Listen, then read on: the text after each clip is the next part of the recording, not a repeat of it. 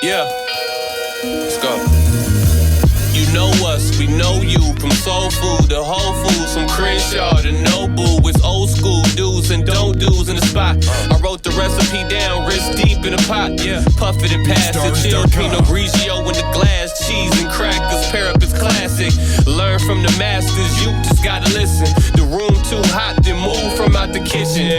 A new spot, ain't no food court. Age to prime, homie, results take time. Life is too short for bad eating, for bad tippers, for bad service, and bad liquor. I need it all fresh. Follow directions, I explain it on the back. A little bit of this, tablespoon of that. Yeah, just watch the mix. I done made this here from scratch. It ain't about where you from. They don't love you where you at. Think about it. Yeah, food for thought. What they talking about?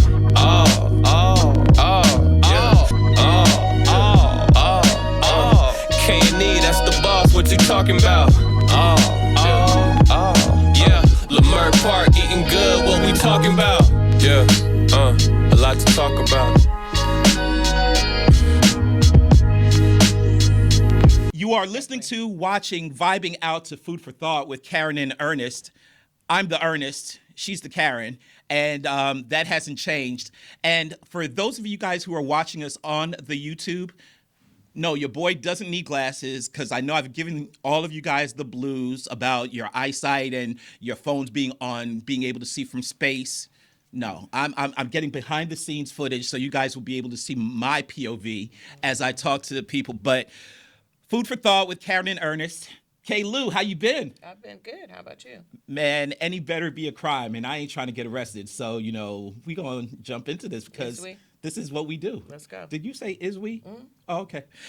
So Mom, if you're watching this show, I promise you, she really does know the King's English. She does know how to speak properly. She just refuses to do it. Sometimes it's fun. So, we have we're coming out of Black History Month, and February was a good time for us. Like we were in these streets, and we were able to have a good time doing what we do. I think I want to start with telling the people about during All-Star Weekend, which was here in February. We were able to partake in an event that our friends over at Walton Isaacson and McDonald's invited us to, and it was a McDonald's chef remix showdown, and what it was a group of people. Let me just be clear: a group of chefs, like people, just random people, a group of chefs doing a remix on the McDonald's McCrispy chicken wraps, and first and foremost, I don't know what McDonald's puts in their fries, but it is like crack. Because, the fries are still amazing. I agree. So the McDonald's Chef Remix Showcase, or Showdown, had the marquee chef was Eric Ajapong from Food Network, Wild Card Kitchen, and they were remixing and doing hot honey sauces that they were just really doing a really good job. Chef Tristan was there. It was hosted by Miss Basketball. They did a really good job with that. Yeah, it was fun. It's just I couldn't eat anything but the fries. Right, but the fries. Well, let's tell the truth, shame the devil. You had the fries, but also because you're fancy, you somehow found caviar at the event, and I did. And you were eating caviar as well. Pointed me. You should be upstairs because that's where the fancy is. Yeah, that is where the fancy is. It was awesome. The event was awesome. A lot of energy in the room. All the things. Shout out to Baron Davis, who was, I guess, accompanying or he was a sous chef. Yeah, he was a sous chef for the event. He made it fun. All the things. And it was interesting because I talked to a few people who didn't like the new sauce. And I was like, how can you not? Yeah. It was savory. It was sweet. It was all the things. I was dipping my fries in it. But I was also sharing with them that they could have gotten any of the sauces. Right. They were there. It's just that they were kind of pushing the new sauce. So, yeah, it was great. Yeah, and I think that it's funny because our show is about elevated conversation around food, right? And a lot of people hear McDonald's and they're like, why are they even talking about it? Right. But the fact that they brought in these top tier chefs, Right. the fact that they and that they, like, you know, one of the chefs made a plantain waffle, and you know, so they were really doing a good job of kind of elevating the brand. I didn't get any of that food. I completely missed it because I think what happened was I got distracted and I went outside. And I never came back inside. Yeah, and also there was a lot of free liquor. So you and I know how we get down. What do you mean by that?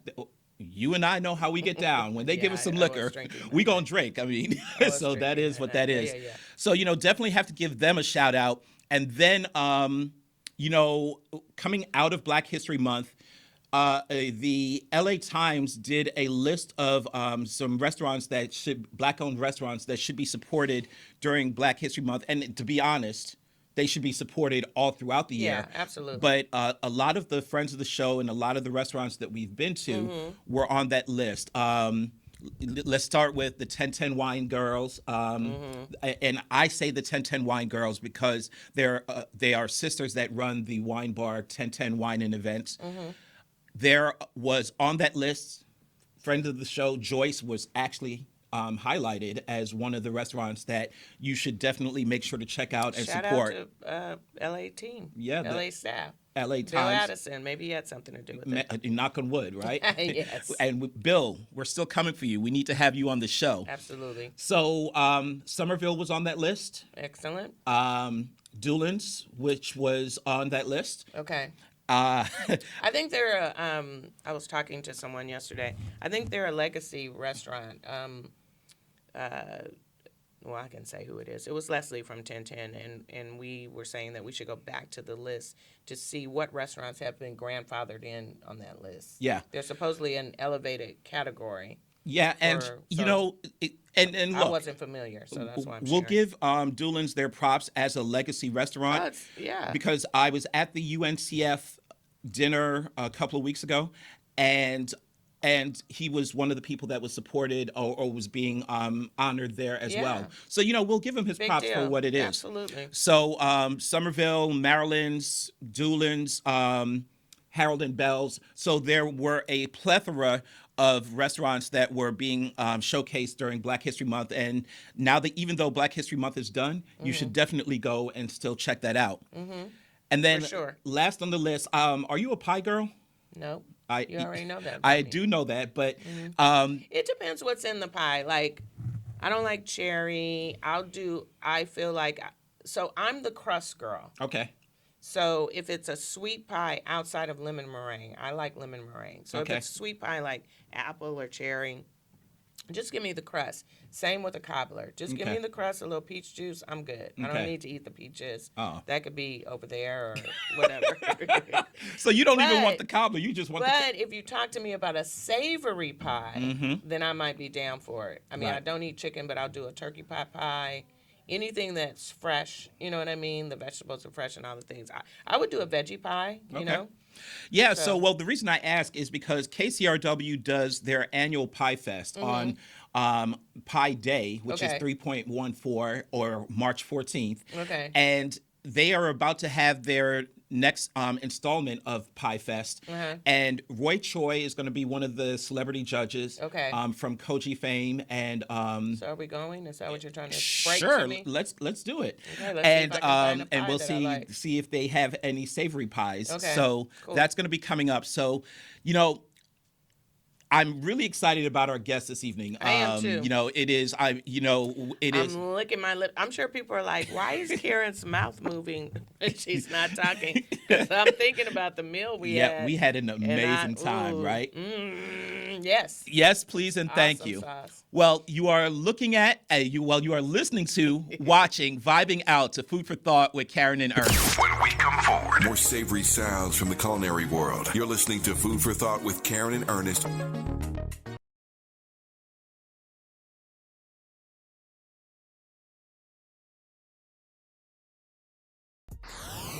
Delectable recipes, dining do's and don'ts, fascinating culinary insights, celebrity chefs, delicious discussions. You're inside Food for Thought with Karen and Ernest. You are listening to, watching, vibing out to Food for Thought with Karen and Ernest. She's the Karen.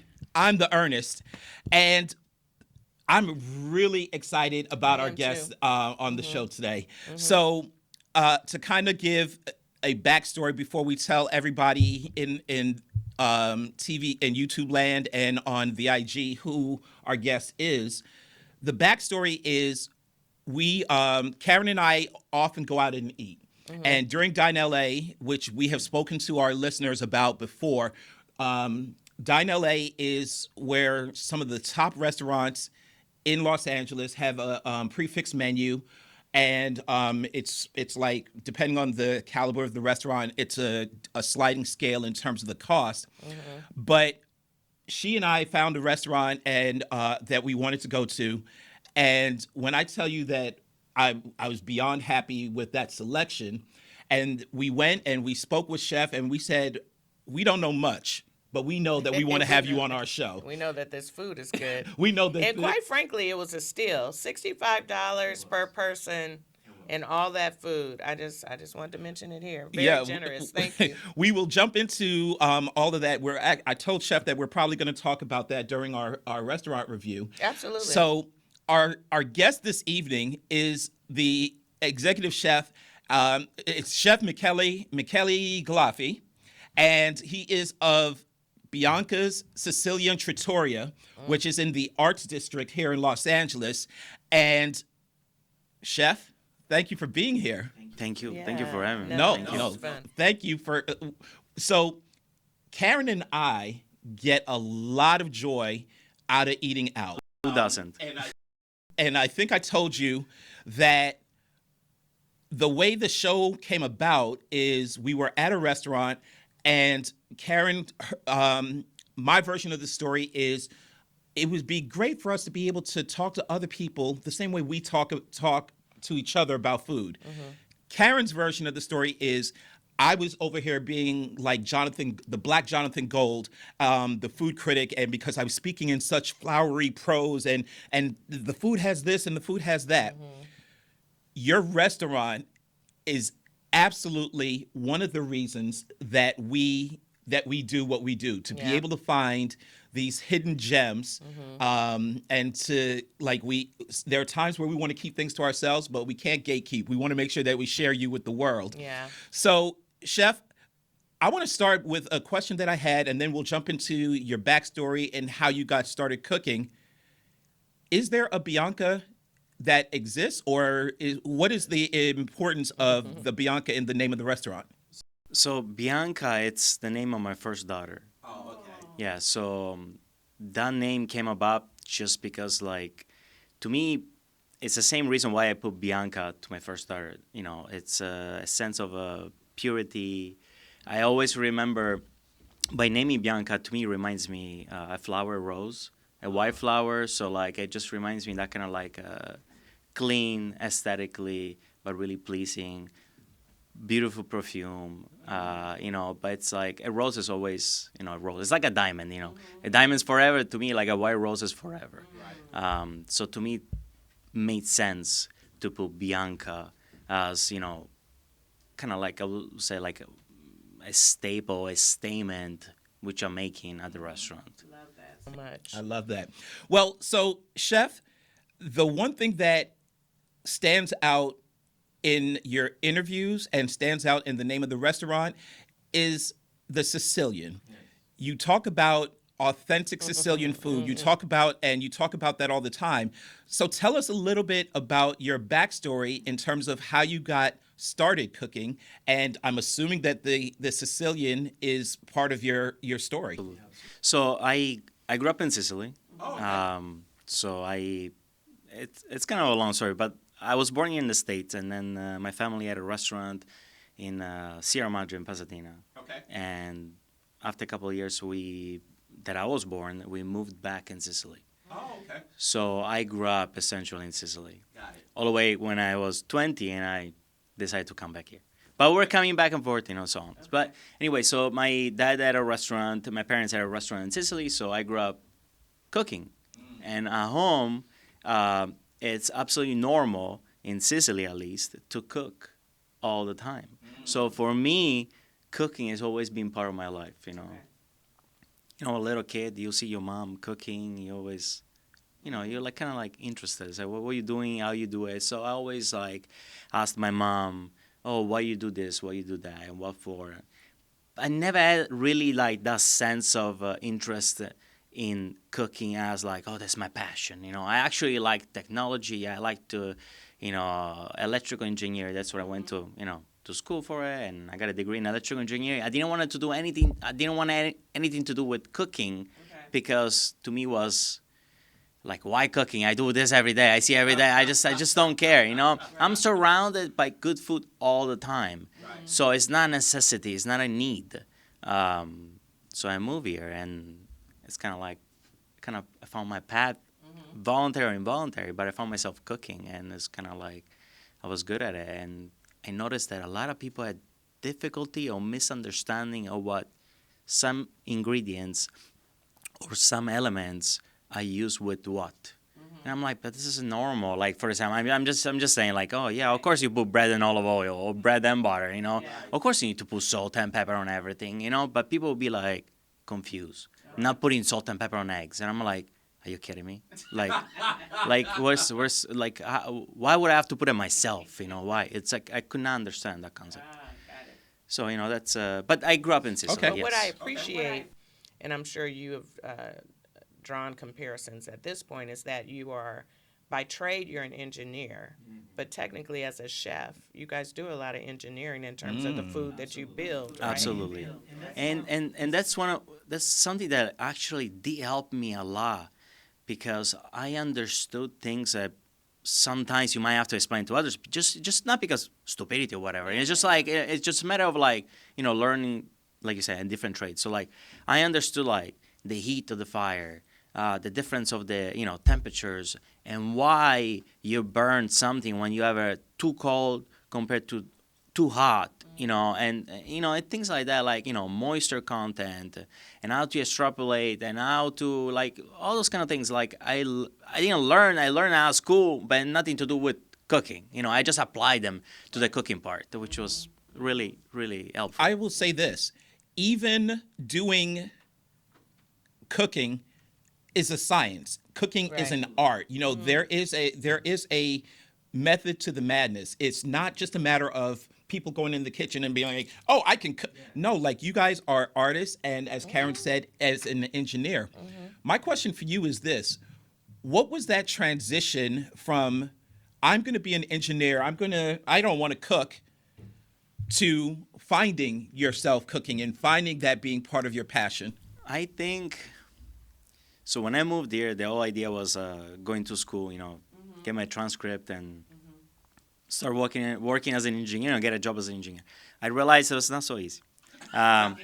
Just because like like you move here, I didn't have much support or understanding of the system, the school system. So even though I'm an American, with American passport and American citizen, I had difficulty on getting like financial aid. I had no idea of those things.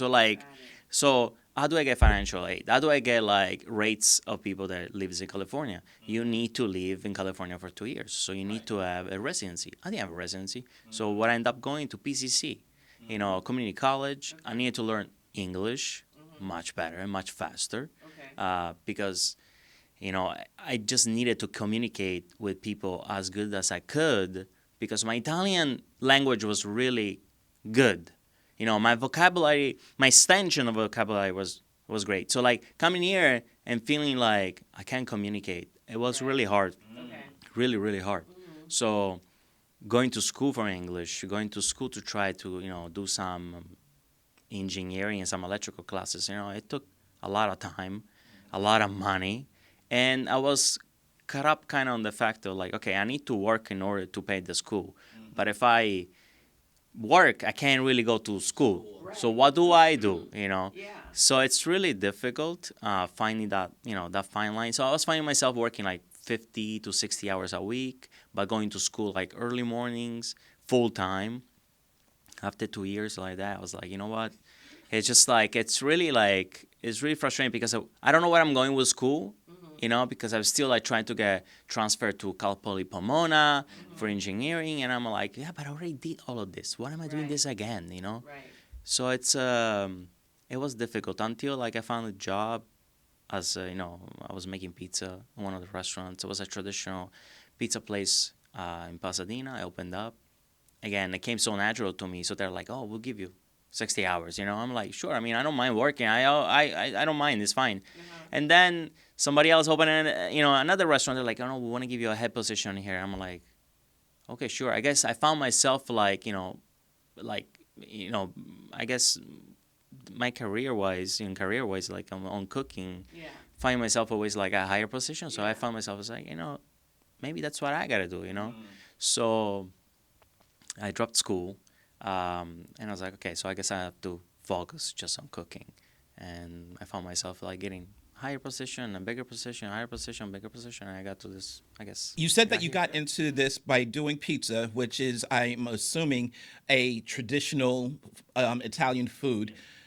But not only did you do pizza, like you entered, or I don't know if you entered a competition, but there was a ranking of like best pizza makers or best, and you were like in the top, one of the top 6 people. Tell us about every that. year in Vegas, there's a International Pizza Expo. Okay. So I do participate. The last 3 years, I did participate every single time. There's different categories. So the one I like the most is just the most traditional, the traditional Neapolitan pizza. Yeah. Okay. And everybody makes like a marinara pizza or makes a margherita pizza. So everyone makes the same pizza. It's about like texture and cooking and just skills. Okay. So what could differentiate me between the other 100? It's like the slim, air. They're like, it's, we all use pretty much the same ingredients, So, but yes, I do, He comes in like number 6, and he's like, I did all right. So my question, this was my question going in through my head when you were saying that you became this pizza maker. When you went to the first place where you were making pizza, in your head, were you being critical of how they were making the pizza? Nah. Did you know So something that I also learned here, which I'm so grateful, when you move from a different country to United States, in this case LA, it kind of opens your mind because different culture, Right. which is kind of like a mixture of culture, okay? So it's not really a culture, it's like mixture of cultures, different languages. So I had to learn Spanish because working in a kitchen, and just a lot of people speak Spanish. Okay. And then you just have like this, I don't know, if you immerse yourself into LA, you really need to open up your mind. So it's not about being hypercritical. Okay. It's just like observing what people do differently and knowing where you're coming from. So all I done always is take what's the best that could be helpful to me and for me. So learning is always great. Then how you use it is up to you if you want to use it or not. So no, they were doing pizza their actual traditional Neapolitan way. So I was just like really happy about it. The quality of the ingredients, it made me like feel, after 2 years, I felt like, oh my God, I'm home. I don't have to go anywhere. I just gonna make food here, and I just like, I was so happy. Like, it's just, yeah. I was just curious. Yeah. I think that's what makes the best professionals. When you move on your journey, you take this, you take that. You're like, I wouldn't do this, but I love the way they do this. And then you keep on your journey and you keep those things that you know are good for you, and then you enhance, perfect, whatever. Look, I learned, and I worked for a company that we did the Chicago-style pizza, So I don't know if you guys love that, but I'm a New York pizza fan. I learned to like a lot of different kinds of pizza for that reason, because it's more of like my mood, Like I feel like sitting and waiting for 40 minutes by eating like a stuffed pizza, which is like a completely different story. It's like you have to open a new book, to try to make people understand. But people in LA did not understand about the stuffed pizza, but that's another story. Well, Chef, When we come forward, we're going to continue talking with you about your food journey. And we also want to be able to talk with you about kind of like I said, authentic and Sicilian is something that is very important to you. And we want to kind of jump into that. You are listening to, watching, vibing out to Food for Thought with Karen and Ernest. When we come forward, more savory sounds from the culinary world. You're listening to Food for Thought with Karen and Ernest.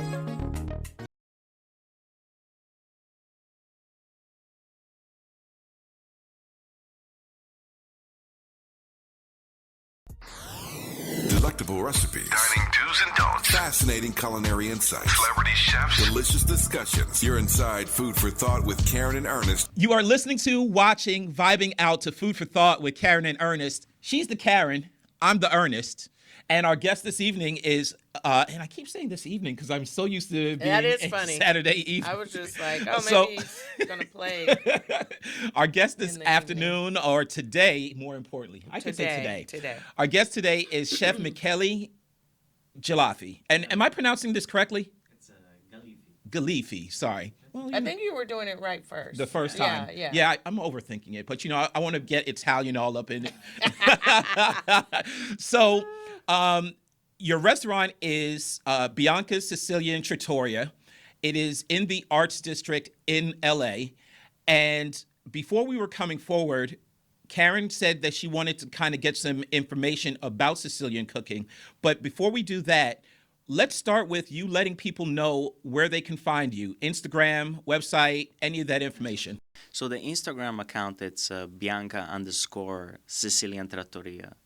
And that's, it's pretty easy to find. Right. And then the website is biancasiciliantrattoria.com. Okay.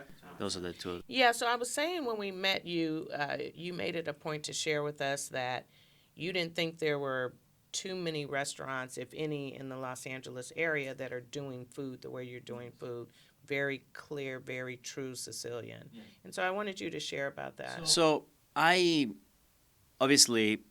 been in LA for 17 years, and I never found a restaurant. And again, I'm not saying it is for sure, right. but I never found anyone that does an authentic regional concept. I know a lot of people might say oh, we do. I understand, but the difference is this: I don't compromise, and it's okay, and I'm not saying it's right or wrong.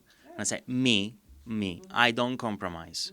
I did compromise a little bit in my first restaurant, just location, this and that, but whatever. Here at Bianca, I don't compromise. Just because, what's the purpose and the reasoning of doing a restaurant or a business, whatever it is, right? And you want to appeal, and you want everybody to like it. I mean, of course you want everybody to like it, but not necessarily you can please everybody. Okay, so Bianca is a restaurant that is Sicilian, and because that's who I am, it represents me, represents my culture, my food, the way I grew up, the way I was eating, and the way I eat. Now, people come in, might not like it. It's fine. It doesn't matter. At the end of the day, if you don't like this food, that means when you go to Sicily, you're not going to like the food the same way. You bring up something interesting that I'd love to find out about, and we've talked about the authenticity. What is kind of the calling card or trademark of Sicilian food? What is that? Let people know. There are a few things that we, use, and it's a kind of a must, Obviously, we are some of the major producer of extra virgin olive oil, okay? I mean, if you don't have that good extra virgin olive oil, it's I drink it. It's just so many Italians come by and they're like, "Oh, try this olive oil." You know what I do? I pour it on a glass and I drink it, and I'm like, "Yeah, it's good, but not really the way or the flavor profile, whatever that I like." And we do use lots of citrus. Lemon juice on everything, and orange juice. We do use a lot of nuts, so we use almonds on so many things. We use pistachio on so many things. If you look the land of Sicily, okay, what we produce, sea salt, I use on everything. And that's something else that's kind of like I can talk for hours about that. The sea salt and olive oil. Like sea salt, it's what is supposed to be used. And a lot of people are going to criticize this. It doesn't matter. Look, sea salt is the natural enhancement of a product. And you know why? Because sea salt comes from the ocean. The ocean, okay, it's underground. Even though you see the soil, but underground, there is the same salt that you have in the ocean. When a produce grows, gets the minerals from underground. When it gets the minerals from underground, it's the same salt, the same minerals you have in the salt from the ocean. So like having sea salt on your food, all it does is enhancing the flavors or the natural flavors of the product. When you use kosher salt and stuff like this, I don't know, people can sue me, I don't care, but it's not the same. It's not the same, okay? Here's the thing. This is part of the reason why Ernest is so in love with you, because one of his pet peeves, or hot dishes, as we'll do later, is that he does not like when people are not authentic about their menu. And he does not like when a chef or proprietor will cater to a specific audience and kind of water down, or to your point, compromise their food. And so in your case, it has to be real, right? It has to be real, it has to be Sicilian, it has to be all these flavors, and I think that's why we fell in love with you so instantly. So thank you for not compromising your food. It's a big deal. Thank you so much. It's just difficult for people, I guess, to understand that you have a food identity, you know, and some people just like, oh, again, like they try to cater to everybody, which is fine. That's your model, that's your type of restaurant, that's your type of business, that's fine. I don't do that. We can do this all day. And Well, open that wine. yeah, we can. You are listening to, watching, vibing out to Food for Thought with Karen and Ernest.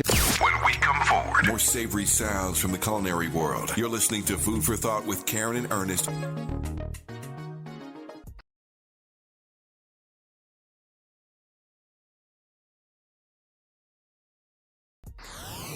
Delectable recipes, dining do's and don'ts, fascinating culinary insights, celebrity chefs, delicious discussions. You're inside Food for Thought with Karen and Ernest. You are listening to, watching, vibing out to Food for Thought with Karen and Ernest.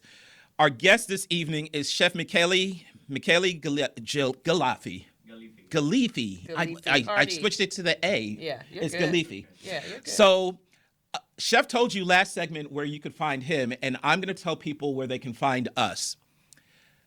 Our Instagram is Food for Thought with K and E. The and is spelled out. You can find us on YouTube, where these shows end up living. www.youtube.com/@foodforthought with K and E. If you're one of the people that wants to shoot us an email and you want some more in-depth information about anything that you've heard, our email address is foodforthought@foodforthoughtwithkande.com. So, Chef, we've been talking with you about Bianca's Sicilian Trattoria, which is your restaurant here in the Arts District. And as we said at the top of the show, Karen and I found you during Dine LA. And one of the beauties of Dine LA is it allows you to sample restaurants that you may not normally or may not have had a chance to go to yet. When we came into the restaurant, first and foremost, the aesthetics are gorgeous. It's a small, it's a relatively small restaurant. Yeah. And then there's an entirely different outdoor patio. So your aesthetics are amazing. Your staff is amazing as well. We like to make sure that we tell the chefs, because a lot of times the only time you hear about your staff is if something goes wrong. So your staff was amazing. Right. As Karen said, the price point for Dine LA was $65 or something of that sort.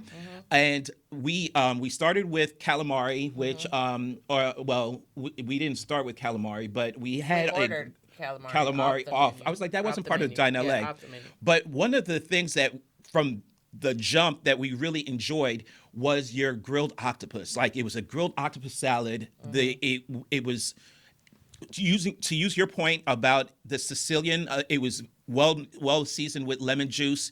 It was light. It was perfectly cooked. That was amazing. And then we had the rice ball Arancini. arancini. That was great as well. Amazing.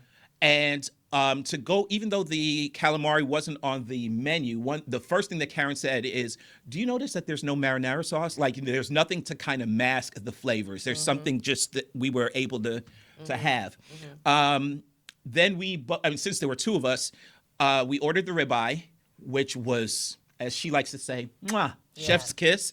We have one of Everything. Like we had one of everything. So that was the ribeye was amazing. the You had fish, he had oh a my he had a gosh. chimichurri sauce or something of the sort. Yeah. It's a similar to a chimichurri sauce, yes. And the mushrooms, And the fish, the swordfish, we had swordfish. I normally don't Karen- like swordfish because sometimes it tends to be a little dry. That's the natural of the sword. Right. So, but the flavors were so amazing, and like anybody that uses capers, I'm down. Yes, Nuts, please, and all thank the you. things.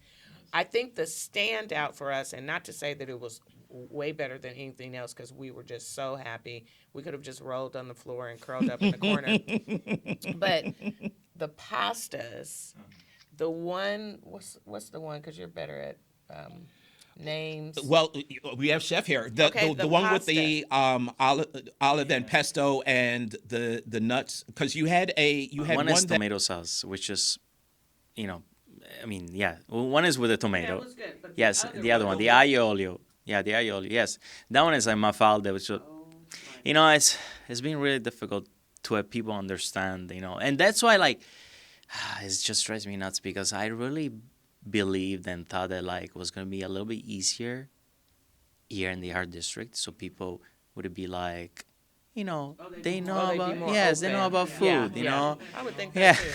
but you just have, a lot of people confused. I don't know why. Again, I don't know why. To me, the food and the menu is literally so simple, so compact, so small, and you can, get few little dishes you might want to share. It's fine, but it's just the flavors are really distinct, but flavorful. Flavorful. And Not not so salty, it's flavorful, and flavorful. people Yes. get so confused. But the aglio olio, that pasta is so simple. We melt the anchovies, we roast the garlic. It's so simple for him. right. Humble brag. He was like, I'm gonna go "Oh, home and this." make that today. It's trust me, this is one of the pasta that you don't even have at restaurants. You have this at midnight when you have a long day or a party, and you're like, it's already midnight. Well, what else we gonna eat tonight? After you want to kind of soak up your your buzz. Yes, you're like, let's make aglio olio. It's one of the things that you do as Make sure family that you thing. kind of stir it up and that you get the olive oil and you get the pesto and you get all of that stuff so and I don't want to gloss over it, even though it was quote unquote simple. The pasta that you did with the burrata cheese and the pomodoro, Yes, the pomodoro, that was yes. amazing as well. You out, and in terms of the authenticity of Sicilian food, we definitely want you to know that we got the whole Yeah, we got it. experience. And Is that pasta on the regular menu? Yes. Oh.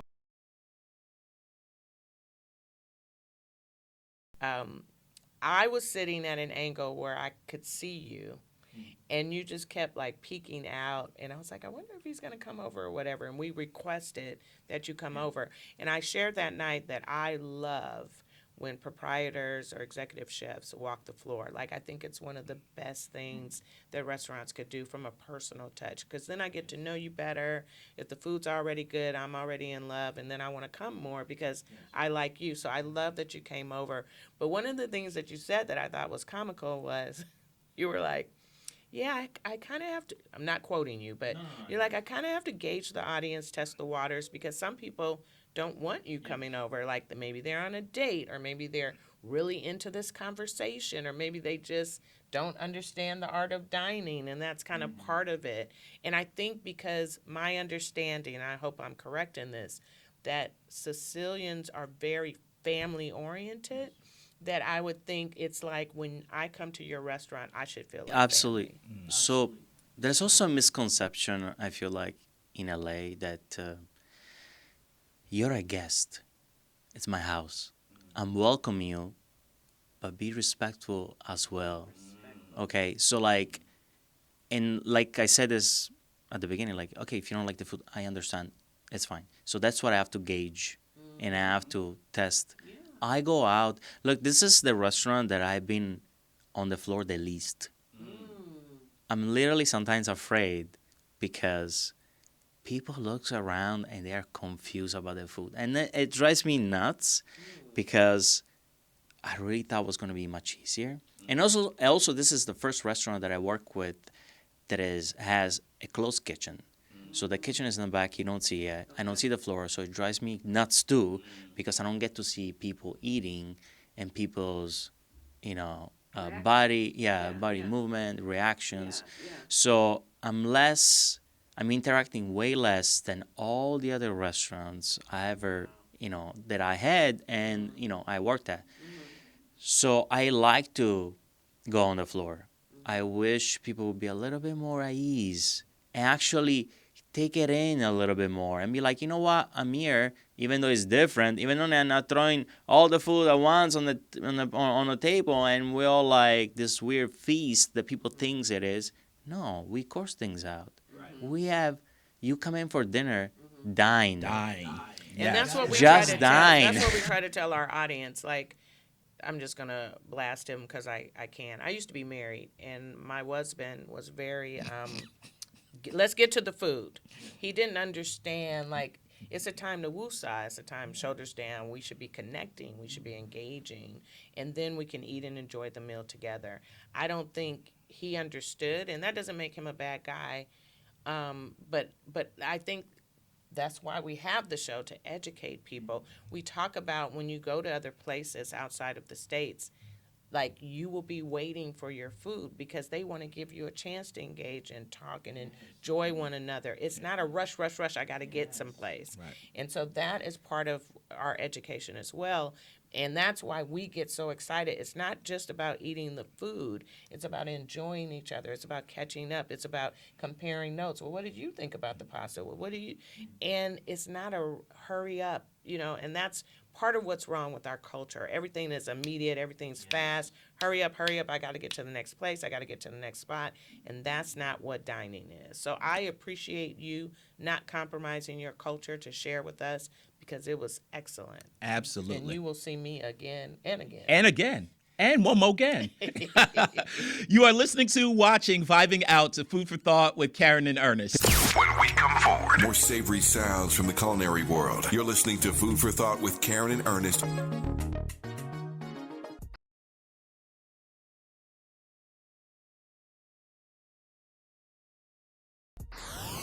Delectable recipes, dining do's and don'ts, fascinating culinary insights, celebrity chefs, delicious discussions. You're inside Food for Thought with Karen and Ernest. You are listening to, watching, vibing out to Food for Thought with Karen and Ernest. I'm going to get this right. Our chef this evening and our guest this evening is Chef Michele Galifi. I got it right, finally, right? Yes. I don't know why I wanted to put an A on the end of that. Hilarious. And, your restaurant is Bianca's Sicilian Trattoria. For those of you listening, watching, vibing out, it is in the Arts District in LA. And Chef, one of the things that we love is to be able to tell chefs directly how much we enjoyed the food. And the food is amazing, and it epitomizes what this show is about, which is the art of dining, which is kind of really to be able to enjoy all of that. And, it is time for our hot dishes. Mm-hmm.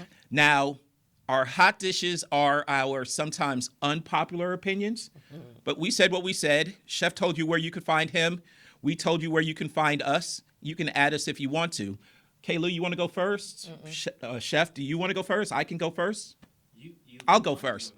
So my hot dish is not so much a hot dish. It's just an observation. I really dislike the fact that social graces are not being taught or emphasized, or that people are, when they go out to dine, that they understand the full experience of dining. here's what is making me say this. I went to an event a couple of weeks ago. It was a fundraiser for the United Negro College Fund.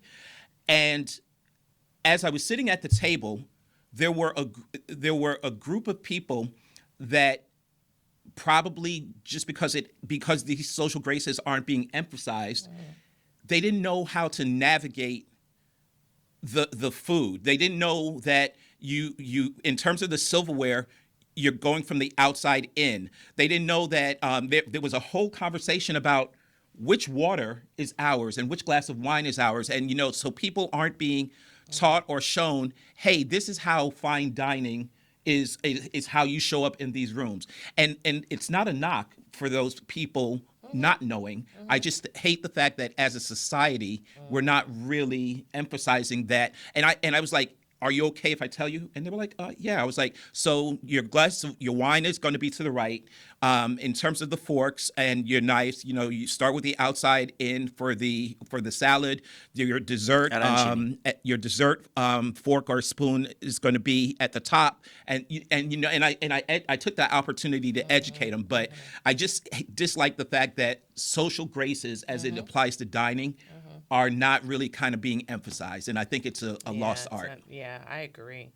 I think for me, one of my hot dishes, and I haven't really been impacted by it, but I've observed and had some conversations with chefs in terms of how it's impacting their business. Influencers.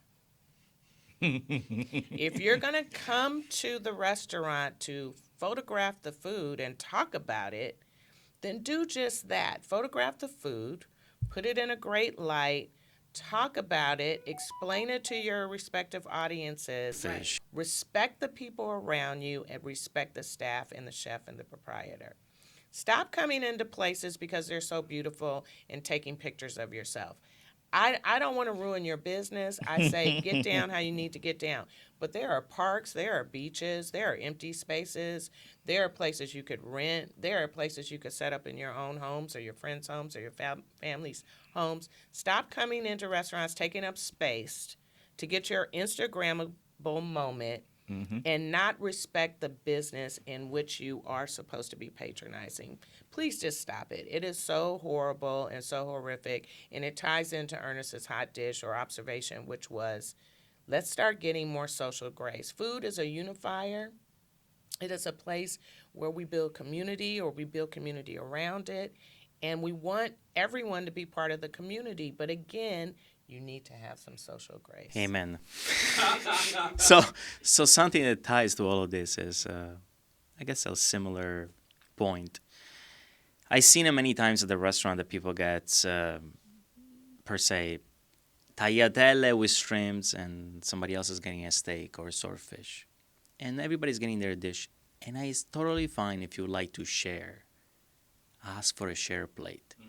Don't put me a steak on top, a tagliatelle with shrimps, and the shrimps on top of the steak, because it's not meant to. It's not meant to. As you guys had the steak, there's that chimichurri. It's like that little, vinegary, lemony, punch and little heat. And then you're going to put on top of a different dish, and then you're going to tell me, oh, it tasted weird. It tasted different. Yeah, of course. So when I see that, when I seen that many times, so I ran out with share plates and bring it and say, oh, no, that's fine. No, it's not fine. Let me tell you why. And I explain people, look, don't do that.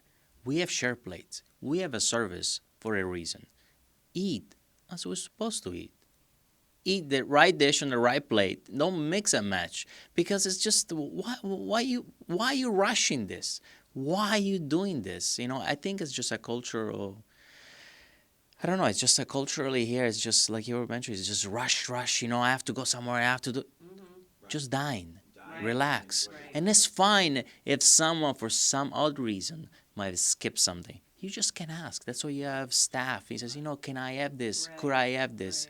It's fine. We're there to serve you. We are often amazed how quickly the time goes by. We could sit here and talk to you for hours. Absolutely. So we're going to start by letting you know, Chef, the fact that you are here and have come you now have a home at Food for Thought with Karen and Ernest.